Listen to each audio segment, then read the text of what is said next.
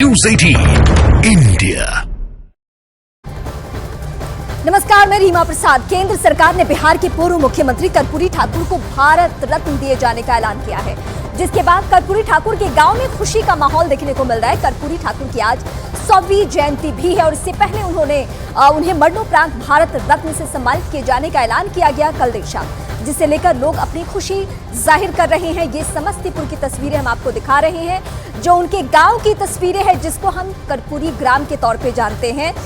इस गांव की पहचान अब कर्पूरी ठाकुर से ही है और उसी गांव की तस्वीरें जहां पे ढोल नगाड़ों से इस खबर का स्वागत आप कह सकते हैं। रामनाथ ठाकुर उनके बेटे, जिनसे बातचीत की है पीएम मोदी ने, और साथ ही साथ ये भी खुशी का लम्हा कि सब परिवार पीएम आवास में उन्हें आमंत्रित भी किया गया है। जननायक को भारत रत्न मिला है। हालांकि ये सर्वोच्च भारत का जो सम्मान है, भारत रत्न, वो बहुत वक्त लगा इसे मिलने में, लेकिन जननायक यानी बिहार के जन के नायक वो पहले से ही है। उधर प्रधानमंत्री नरेंद्र मोदी ने कर्पूरी ठाकुर के बेटे रामनाथ ठाकुर से बात की है। उन्होंने फोन पर कर्पूरी ठाकुर के बेटे और जेडीयू से राज्यसभा सांसद रामनाथ ठाकुर को बधाई दी है। उन्हें और उनके पूरे परिवार को अपने आवास पर आने का निमंत्रण भी दिया है। लेकिन इस दरमियान क्या कुछ कर्पूरी ठाकुर के बेटे ने कहा है, पहले वो आपको सुनाते हैं। जननायक कर्पूरी ठाकुर को भारत रत्न का सम्मान दिया गया है और इस सम्मान के बाद प्रधानमंत्री नरेंद्र मोदी ने उनके पुत्र राज्यसभा सांसद रामनाथ ठाकुर जी से बात की है। क्या कुछ बातचीत हुई है उनसे? प्रधानमंत्री जी को मैंने बधाई दी है और 36 वर्षों के संघर्ष के बाद भारत सरकार ने जननायक कर्पूरी ठाकुर जी को भारत रत्न की उपाधि देने का बहुत अच्छा काम किया है। मैं अपनी तरफ से, बिहार वासियों की तरफ से, शोषित पीड़ित लांछित की तरफ से उन्हें बधाई देता हूँ। तो प्रधानमंत्री जी से क्या कुछ बातचीत हुई? प्रधानमंत्री जी ने मेरी बधाई को स्वीकार किया और कहा कि 26 जनवरी के बाद आप सभी आए मेरे घर पर। मैं आप लोगों को से बातचीत करूंगा और आपसे बातचीत के बाद आशीर्वाद दूंगा।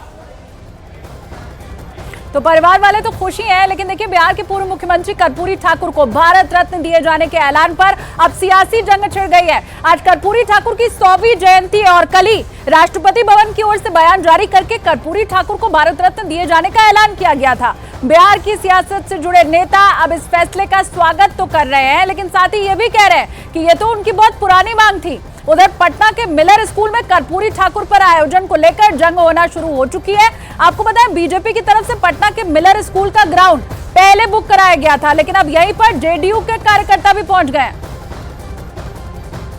बिल्कुल, देखिए, आपको सीधी तस्वीर दिखाते हैं। ये सामने मिलर ग्राउंड है, जहां पर अभी जेडीयू के कार्यकर्ता ठहरे हुए हैं और इस मिलर ग्राउंड को आज के कार्यक्रम के लिए बीजेपी की ओर से बुक कराया गया था, लेकिन अब तक यह खाली नहीं हो पाया है। और ऐसे में जो जेडीयू के तमाम कार्यकर्ता बाहर से आए हुए हैं, अभी तक यहीं ठहरे हुए। तो एक दूसरी तस्वीर आपको दिखाते हैं। सामने बीजेपी की ओर से यहाँ पर स्टेज बनाया गया था और ये कहा गया था कि इसको आज के लिए बीजेपी की ओर से बुक कराया गया है, लेकिन इसको अब तक जेडीयू ने खाली नहीं किया है। ऐसे में बीजेपी की ओर से यह फैसला किया गया है कि सामने ये जो बीरचंद पटेल पथ सड़क है, मुख्य सड़क है, यहाँ पर अब बीजेपी का कार्यक्रम होगा। तो साफ तौर पर समझा जा सकता है कि अगर यहाँ पर कार्यक्रम होता है तो फिर किस तरह की नौबत आ सकती है, क्योंकि यह मुख्य सड़क है और आम तौर पर इस पर किसी भी तरह के कार्यक्रम को लेकर जिला प्रशासन की ओर से मनाही है। लेकिन बीजेपी की ओर से यह साफ तौर पर यह ऐलान किया गया है कि 11:30 बजे के बाद अब उनके कार्यकर्ता और जो नेता हैं इस बीरचंद पटेल पथ पर पहुंच। और सीधे मैं अपने सहयोगी चंद्रमोहन का रुख करूंगी। इस वक्त मेरे साथ पटना से जुड़ रहे हैं। पटना में अलग अलग पार्टियों की तरफ से अलग अलग कार्यक्रम किए जा रहे हैं। हालांकि ये पूर्व निर्धारित कार्यक्रम है। कल शाम तक ऐसी खबर मिल गई चंद्रमोहन की भारत रत्न दिया जाना है जननायक को।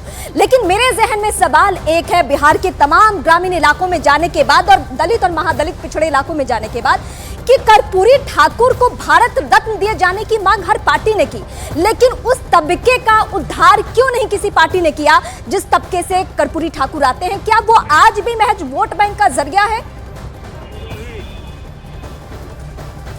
बिल्कुल, और यही वजह है कि सिर्फ सभी पार्टियां मांग करती रहीं लेकिन किसी ने पूरा नहीं किया, और वो पूरा हुआ है बीजेपी के कार्यकाल में, प्रधानमंत्री नरेंद्र मोदी के कार्यकाल में। भले ही सभी पार्टियां श्रेय लेने की जरूर होड़ मचाई हुई है कि उनकी मांग रही है पहले से, लेकिन किसी ने पूरा नहीं किया, और वो आज जाकर पूरा हुआ है, जिसके बाद कर्पूरी ठाकुर का जो परिवार है वो काफी गदगद नजर आ रहा है। रामनाथ ठाकुर जो जेडीयू से राज्यसभा सांसद हैं, उन्होंने साफ तौर पर यह कहा है कि प्रधानमंत्री ने यह देकर एक नई कीर्तिमान रचा है, और ऐसे में साफ तौर पर समझा जा सकता है कि नीतीश कुमार ने भी इसको लेकर पहले ट्वीट किया था, फिर उसको डिलीट किया उन्होंने, और दूसरी उन्होंने ट्वीट करके प्रधानमंत्री नरेंद्र मोदी को बधाई दी। तो ऐसे में साफ तौर पर समझा जा सकता है कि भले ही सभी लोगों ने ये जरूर दावेदारी की हो, सभी लोग ये जरूर कहते रहे हैं कि उनकी मांग रही है, लेकिन इस मांग को पूरा किया है तो वो बीजेपी, प्रधानमंत्री नरेंद्र मोदी ने पूरा किया है, जिसको लेकर जो विपक्ष में बैठी पार्टियां हैं वो भी बधाई दे रही हैं आज के वक्त में। जी बिल्कुल, तो अब होड़ लग गई है कर्पूरी ठाकुर को अपना बताने की। आप नजर बना करके रखिएगा, आगे भी चंद्रमोहन आपसे अपडेट हम लेते रहेंगे। देखिए, कर्पूरी ठाकुर के नाम का श्रेय लेने की होड़ अब शुरू हो चुकी है। बिहार की सियासत में इसे लेकर सियासी पार्टियां अपने तरीके से बुनाने की कोशिश कर रही हैं। अब आमने सामने आ चुकी हैं पार्टियां। कर्पूरी ठाकुर की 100वीं जयंती के मौके पर बिहार के 3 प्रमुख सियासी दल अब रैली करते हुए दिखाई दे रहे हैं। देखिए, जेडीयू पटना के वेटनरी ग्राउंड में कर्पूरी ठाकुर पर कार्यक्रम इस वक्त आयोजित कर रही है। उधर आरजेडी पटना के श्री कृष्ण मेमोरियल हॉल में समारोह आयोजित कर रही है, और बीजेपी की तरफ से पटना के मिलर स्कूल में कर्पूरी ठाकुर की 100वीं जयंती मनाई जाएगी। हर तरफ अब इस नाम को बुनाने की कोशिश की जा रही है, अपना बताने की कोशिश की जा रही है। और इसके साथ ही दिल्ली के विज्ञान भवन में बीजेपी की तरफ से कर्पूरी ठाकुर की 100वीं जयंती मनाई जाएगी। दोपहर 3 बजे से होने वाला यह समारोह, जिसमें गृहमंत्री अमित शाह भी शामिल होंगे।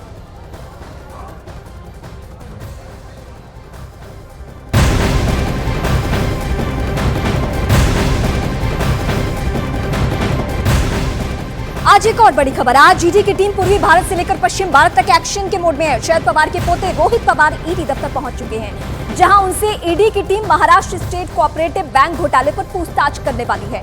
इससे पहले जब रोहित पवार ईडी दफ्तर पहुंचे तो उनसे मिलने शरद पवार और सुप्रिया सुले भी पहुंची। रोहित पवार ने दोनों से आशीर्वाद लेकर ईडी दफ्तर में एंट्री ली।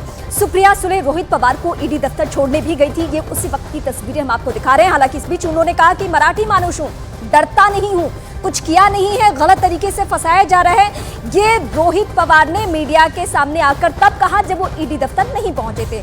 हालांकि अब एक लंबी पूछताछ होनी है, और पूछताछ के बाद क्या कुछ बातें निकलकर सामने आती है उस पर हम सभी की नजर।